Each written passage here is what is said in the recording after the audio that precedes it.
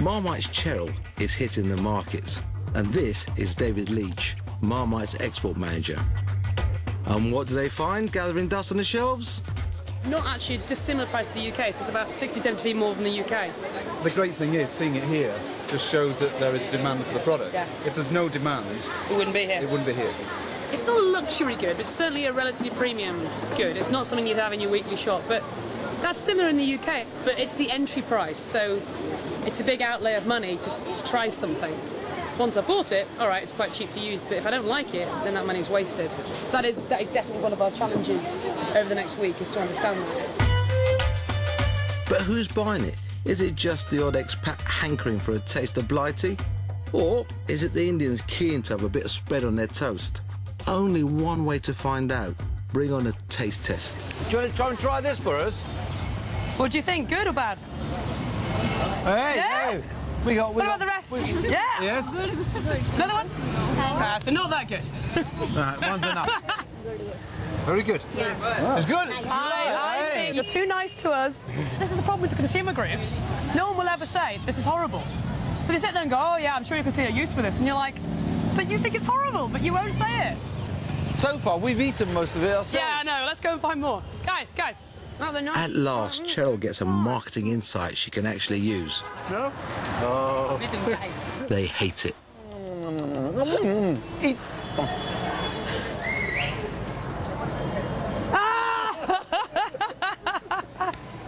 Oh, that is brilliant.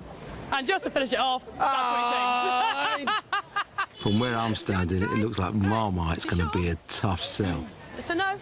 Cheryl's got to change the eating habits of a whole nation. You can't give it away. I'm desperately trying to catch up with Nick and Giles English from Bremont Watches, and my biggest concern is the cost of launching a new brand here in India. How would you compare your sort of advertising, PR, marketing budget compared to some of the successful brands? What we decided very early on is we cannot compete on a level playing field. We decided very early on to sort of focus on PR. Right. The thing that was very important for us as a brand was to get the story out there. When a business is based around your passion, you have to go and see the person selling the watch. It's no good just sending a salesman to just say, look, these guys produce, well, we as a company produce beautiful watches. They want to see it from you as well. It's about you two, and it's about your passion, your drive, your ambition, and being hands-on running a business. How are you going to do that when you're actually that much bigger? It's difficult. Part of the whole plan is to make sure we have fewer shops turning over more watches, so we'll put extra effort into fewer shops. Whether it's one shop or 1,000, you've got no chance of selling anything unless there's a demand for it. So Nick and Giles have come to meet a Mumbai PR guru to see if he thinks he can make the Bremont brand work in India. Where your brand fits in, this is the right time to come in.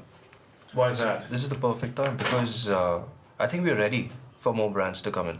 But the numbers of watch sales are still very small in India, in real terms. So it's when is that really going to change? And that's something that we're trying to figure out this week. But It's just started growing. It's, I think, barely been about 2 years.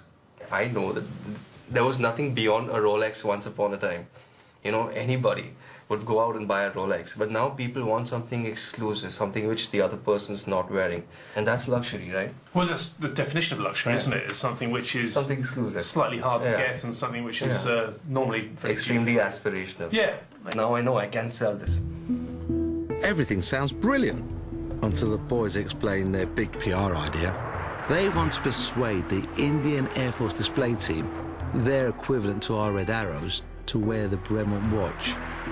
A cunning plan, but will it work in India?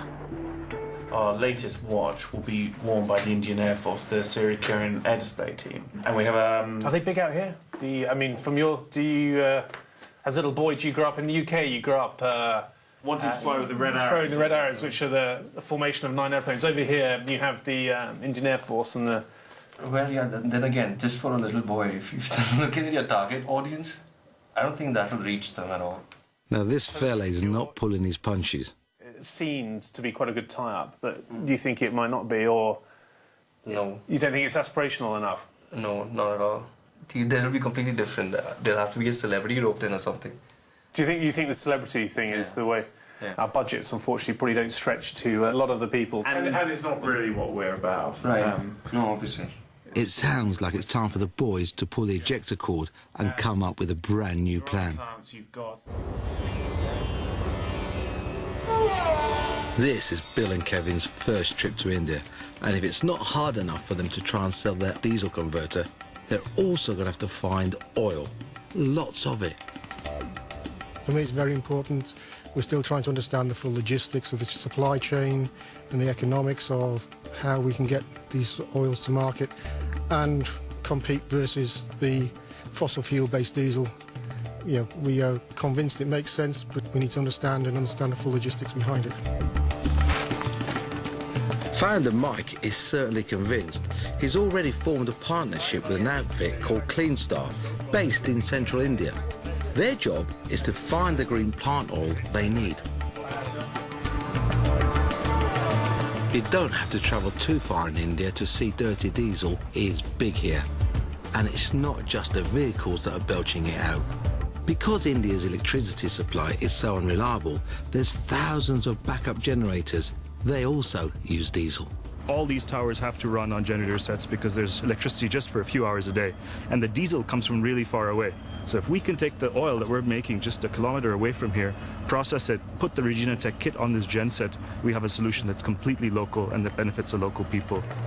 So the potential market for Regenatech's diesel converter and greener plant oil is massive. At their research site, Clean Star have been experimenting with the best way to grow the trees that produce the fruit that gives us the plant oil. And this baby is one of them, the jatropha tree. The seeds are crushed and the oil produced. If we can find the conditions where growing directly from seeds can be successful, then that opens up a whole new set of possibilities for where we can grow jatropha. What it really brings home is the very large amount of labour that's going to be required in order to harvest these seeds and produce the oil. Getting oil from local farmers might seem a good idea, but you know what? Good ideas don't grow on trees. I've lost loads of money finding that one out. So, is Regenatech one of those good ideas?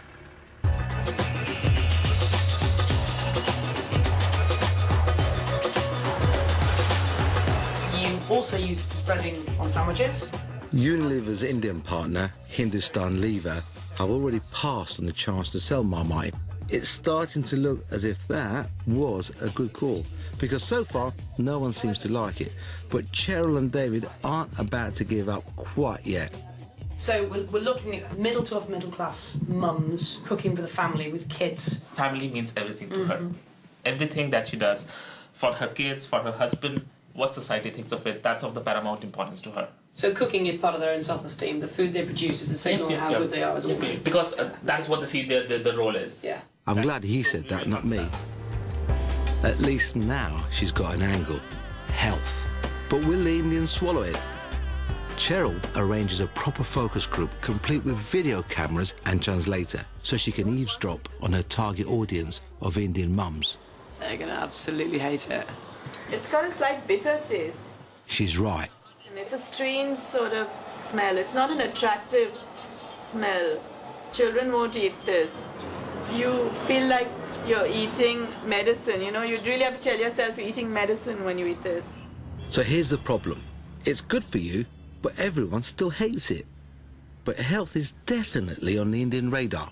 And today, more than us, the kids are health conscious. They're very particular about keeping their physique kids are really health conscious. In good shape. My daughter keeps jumping because she wants to keep fit. She says, Mom, why are you adding so much ghee? That's clarified butter on the food. Put less cream in the food. My son says that... I think I can hear the sound of the penny dropping. There's some sort of line in my head around all good cooks love Marmite. So can you encompass the fact that if you're a good cook, you will love Marmite and almost make people want to love Marmite because it'll show they're a good cook? And giving your kids healthy food was so important. So all healthy cooks love Marmite. So it's dead easy. All Cheryl has to do now is persuade all these healthy cooks to use an ingredient they can't stand.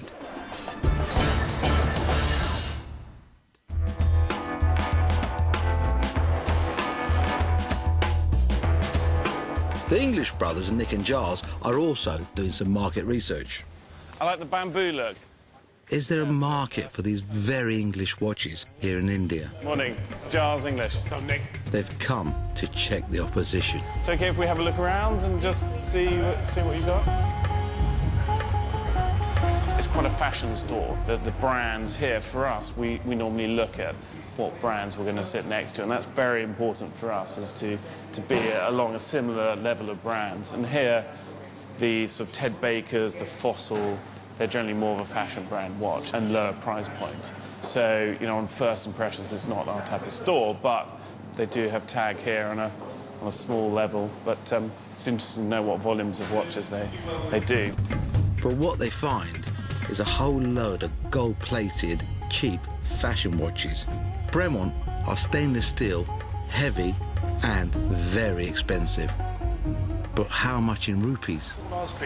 Marmite's Cheryl is hitting the markets, and this is David Leach, Marmite's export manager. And what do they find gathering dust on the shelves? Not actually a dissimilar price to the UK, so it's about 60-70p more than the UK. The great thing is, seeing it here... Is it the Indians keen to have a bit of spread on their toast? Only one way to find out.